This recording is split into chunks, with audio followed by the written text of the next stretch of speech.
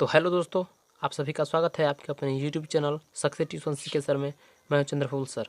दोस्तों, आज की इस वीडियो में मैं बताने वाला हूं क्लास 12वीं का बायोलॉजी, जिसको हम लोग जीव विज्ञान कहते हैं, बहुत ही वीवीआई प्रश्न जो कि सीधे आपको बोर्ड से एकदम अटैच करेगा।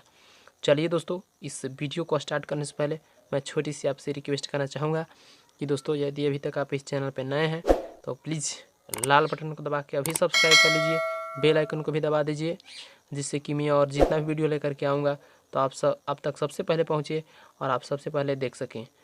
तो देर नहीं कीजिए दोस्तों, प्लीज़ लाल बटन को दबा के सब्सक्राइब कर दीजिए।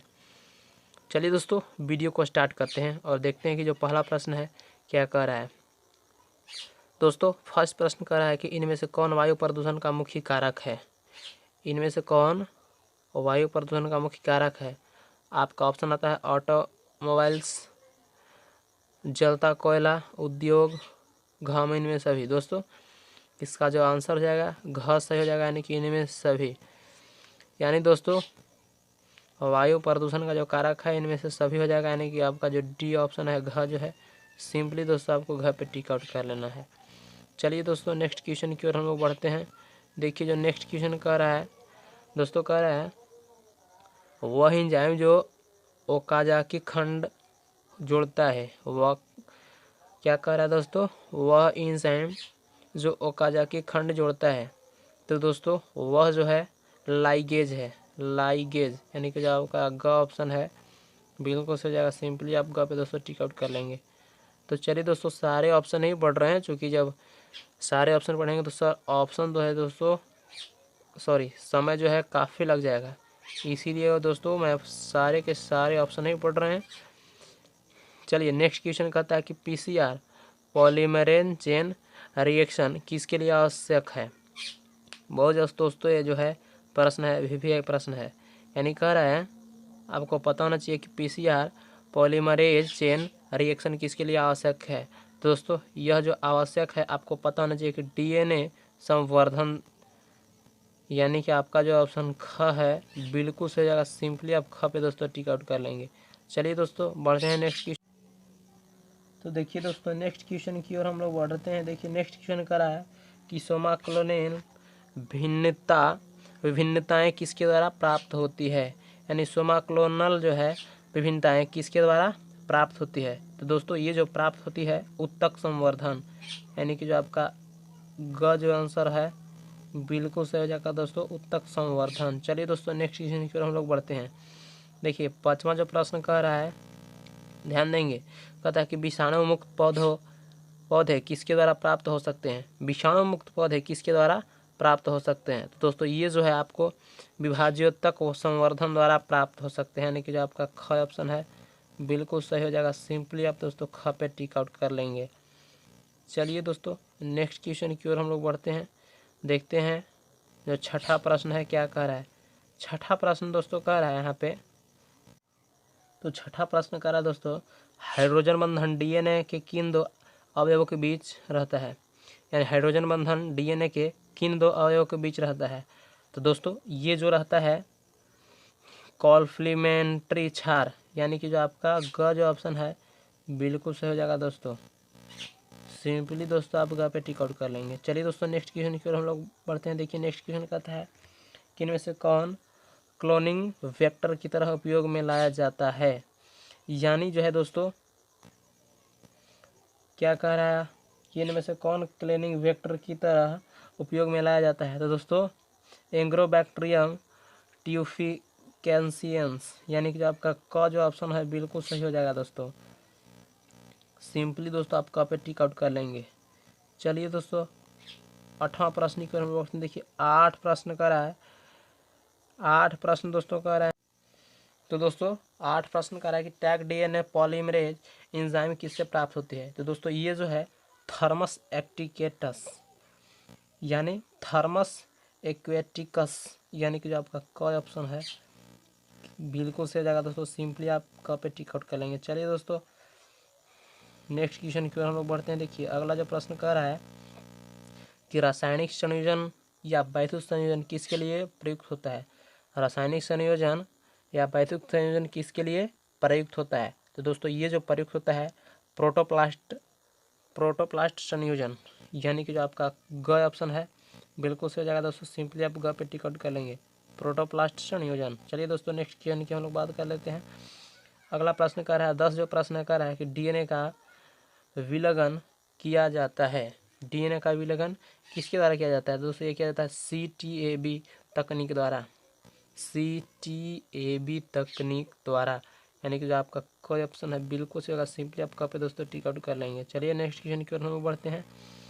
11 प्रश्न कर रहा है इनमें कौन कैंसर के उपचार में प्रयोग आता है? दोस्तों ये बहुत ही वीवीआई प्रश्न है दोस्तों, कई बार यह प्रश्न जो है पूछा भी गया है, यानी इनमें से कौन कैंसर के उपचार में प्रयोग आता है दोस्तों? ये जो है आपको ह्यूमन ग्रोथ हार्मोन, यानी कि HGH जिसको हम लोग बोलते हैं, यानी कि आपका दोस्तों ऑप्शन घ है बिल्कुल से। अगर सिंपली आप घ पे टिक आउट कर लेंगे। चलिए दोस्तों नेक्स्ट क्वेश्चन की ओर हम लोग तो देखिए दोस्तों 12 प्रश्न कहता है कि वह एंजाइम जो बार्ली जौ के बीजों में अंकुरन को प्रेरित करता है वो कौन सा जो है एंजाइम होता है दोस्तों?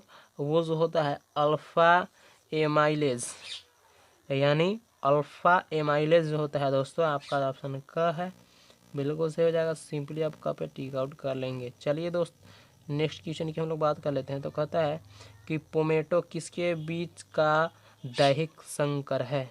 यानी पोमेटो जो है किसके बीच का दैहिक संकर है दोस्तों? ये जो है आपका आलू व टमाटर, आलू व टमाटर के बीच का दैहिक संकर है, यानी कि जो आपका क है बिल्कुल सही हो जाएगा दोस्तों। चलिए दोस्तों नेक्स्ट क्वेश्चन की ओर हम लोग बढ़ते हैं। देखिए अगला जो है 14 प्रश्न कर रहा है कि डीएनए के थायमिन पिरामिडिन क्षार की जगह आरएनए में कौन सा पिरामिड क्षार होता है दोस्तों? ये जो होता है आपको यूरेसिल होता है। आपका जो घ ऑप्शन है बिल्कुल सही हो जाएगा दोस्तों, यानी कि जो का घ पर सिंपली आप टिक आउट कर लेंगे। चलिए दोस्तों नेक्स्ट क्वेश्चन की ओर हम लोग बढ़ते हैं। 15 प्रश्न कह रहा है कि बीटी कॉटन किसके प्रतिरोधी है? बीटी कॉटन किसके प्रतिरोधी है? तो ये दोस्तों ये जो है कीट का प्रतिरोधी, यानी कि जो आपका कोई ऑप्शन है 15 के बिल्कुल सही हो जाएगा दोस्तों। सिंपली आपका पे टिक आउट कर लेंगे। चलिए दोस्तों नेक्स्ट क्वेश्चन की ओर हम लोग बढ़ते हैं। तो 16 प्रश्न कहता है ह्यूमिलियन शब्द का प्रयोग किसके लिए होता है? यानी ह्यूमिलियन शब्द है वो किसके लिए प्रयोग होता है? तो दोस्तों वो जो है ह्यूमन इंसुलिन के लिए प्रयोग होता है दोस्तों, यानी कि जो आपका घ ऑप्शन है बिल्कुल सही जगह। सिंपली आप घ पे टिक आउट कर लेंगे। चलिए दोस्तों नेक्स्ट क्वेश्चन की ओर हम बढ़ते हैं। तो 17 प्रश्न कहता है कि पुरुष जनन तंत्र शरीर के स्पेस है मतलब खाली जगह में अवस्थित होता है, यानी पुरुष जनन तंत्र शरीर के किस अंग में जो है दोस्तों अवस्थित होता है? तो ये जो है दोस्तों श्रोणी, यानी श्रोणी क्षेत्र जो होता है दोस्तों वहीं पे उपस्थित है, यानी कि जो आपका कोई ऑप्शन है 17 के बिल्कुल सही हो जाएगा। चलिए दोस्तों 18 प्रश्न की ओर हम लोग बात कर लेते हैं। 18 प्रश्न कहता है कि अंडाणु का निषेचन स्पेस होता है, यानी कि अंडाणु का निषेचन जो है कहाँ होती है? तो दोस्तों आपको पता होना चाहिए कि अंडाणु का जो निषेचन होता है ग्रीवा में होता है ना, यानी कि जो आपका दोस्तों ऑप्शन घ है बिल्कुल सही हो जाएगा। चलिए दोस्तों नेक्स्ट क्वेश्चन की ओर हम लोग बढ़ते हैं। तो अगला जो क्वेश्चन कह रहा है ध्यान देंगे।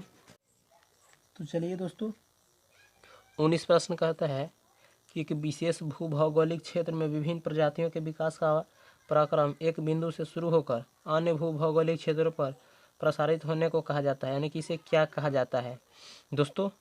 इसे क्या कहा जाता है? तो इसे कहा जाता है अनुकूली विकिरण, अनुकूली विकिरण, यानी कि आपका जो ग ऑप्शन है बिल्कुल सही हो जाएगा। ग पर सिंपली आप टिक आउट कर लेंगे। तो चलिए दोस्तों 20 प्रश्न कहता है कि विकास के डार्विन को दो मुख्य संकल्पनाएं हैं, यानी दोस्तों विकास के डार्विनवाद की दो मुख्य संकल्पनाएं क्या थी? तो वो जो थी दोस्तों आपको पता होना चाहिए कि प्राकृतिक वर्ण एवं सार्वजनिक आरोहण, यानी कि जो आपका ख ऑप्शन है बिल्कुल सही हो जाएगा। सिंपली आप ख पे टिक आउट कर लेंगे। चलिए दोस्तों 21 प्रश्न की ओर हम लोग बढ़ते हैं। तो 21 प्रश्न कहता है कि लैमार्क किस देश के थे? यानी लैमार्क जो था किस देश के लैमार्क था? तो दोस्तों लैमार्क जो था आपको पता होना चाहिए कि फ्रांस का था, यानी कि जो आपका डी ऑप्शन है यानी घ जो है बिल्कुल सही हो जाएगा। घ पर सिंपली आप टिक आउट कर लेंगे। लैमार्क जो था फ्रांस के था। चलिए दोस्तों 22 प्रश्न की ओर हम लोग बढ़ते हैं। तो 22 प्रश्न कहता है कि निम्नलिखित रोग में कौन सा अनुवांशिक रोग है, यानी कि इनमें से कौन जो है दोस्तों अनुवांशिक रोग है। तो हीमोफीलिया जो है अनुवांशिक रोग है, यानी कि जो आपका ख ऑप्शन है बिल्कुल सही हो जाएगा दोस्तों। सिंपली आप ख पे टिक आउट कर लेंगे। तो चलिए दोस्तों नेक्स्ट क्वेश्चन की ओर हम बढ़ते हैं। तो 23 देख लेते हैं कि क्या कर रहा है। 23 प्रश्न कर रहा है कि रीट्रो वायरस का उदाहरण है, यानी कि रीट्रो वायरस का दोस्तों उदाहरण इनमें से कौन है। दोस्तों रीट्रो वायरस का जो उदाहरण है HIV जो है HIV ये है रीट्रो वायरस का उदाहरण। सिंपली यानी कि क जो आपका ऑप्शन है बिल्कुल से जगह सिंपली क पे आप टिक आउट कर लेंगे। चलिए दोस्तों 24 प्रश्न करा है कि मानव में हाथी पांव रोग के लिए निम्नलिखित में कौन जिम्मेदार है। बहुत भी प्रश्न है दोस्तों, इसे आप हमेशा याद ही रखेंगे। मानव के हाथी पांव रोग के लिए निम्नलिखित में कौन जिम्मेदार है, यानी कि जो इसका आंसर हो जाएगा दोस्तों क्या दिया हुआ है यूचरिया वैक्रोफाइट फटाई, यानी कि आपका जो क ऑप्शन है बिल्कुल सही जाएगा दोस्तों। सिंपली आप क पे टिक आउट कर लेंगे। चलिए दोस्तों नेक्स्ट क्वेश्चन की ओर हम बढ़ते हैं, देखते हैं कि तो चलिए दोस्तों 25 प्रश्न की हम लोग बात कर लेते हैं। तो 25 प्रश्न कह रहा है कि निम्नलिखित में कौन एक वायु जनित रोग है। बहुत VVI प्रश्न है दोस्तों, ये जो है दोस्तों VVI प्रश्न है, इसे आप लोग नोट ही कर लेंगे। तो कह रहा है कि इन निम्न में कौन एक वायु जनित रोग, यानी कि वायु से होने वाला इनमें से कौन रोग है। तो दोस्तों वो जो है न्यूमोनिया जो है दोस्तों वायु जनित रोग है, यानी कि जो आपका कोई ऑप्शन है बिल्कुल सही जगह सिंपली आप दोस्तों क पे टिक आउट कर लेंगे। चलिए दोस्तों अगले प्रश्न की हम लोग बात कर लेते हैं। तो 26 प्रश्न का रहा है कि स्त्री जनन तंत्र में कितने अंडाशय होते हैं। दोस्तों स्त्री जनन तंत्र में दोस्तों आपको पता होना चाहिए कि एक जोड़ा अंडाशय होता है, यानी कि जो आपका दोस्तों ख ऑप्शन है बिल्कुल सही, अगर सिंपली आप ख पे टिक आउट कर लेंगे। चलिए दोस्तों नेक्स्ट क्वेश्चन की ओर हम लोग बढ़ते हैं। तो 27 प्रश्न कहता है, सेकंड लास्ट जो प्रश्न है 27 कहता है कि जर्म कोशिकाएं किस प्रतिक्रिया के फलस्वरूप शुक्राणु का निर्माण करती है।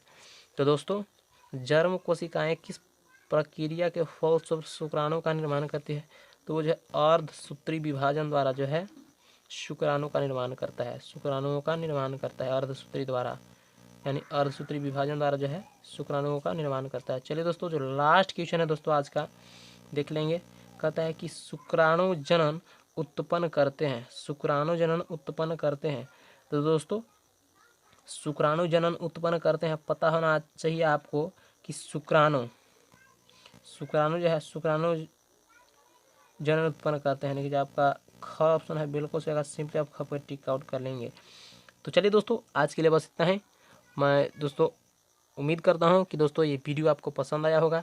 दोस्तों यदि पसंद आया तो प्लीज़ फिर से मैं छोटी सी रिक्वेस्ट करना चाहूँगा आपसे कि दोस्तों यदि पसंद आया तो प्लीज़ इस चैनल को लाल बटन को दबा के सब्सक्राइब कर लीजिए, बेल आइकन को भी दबा दीजिए, और मैं आगे जितने वीडियो लाऊँ तो आप तक सबसे पहले पहुँचे और आप उसे सबसे पहले देख सकें। तो चलिए दोस्तों आज के लिए बस इतना है, फिर मिलते हैं अगले वीडियो में। जय हिंद, वंदे मातरम।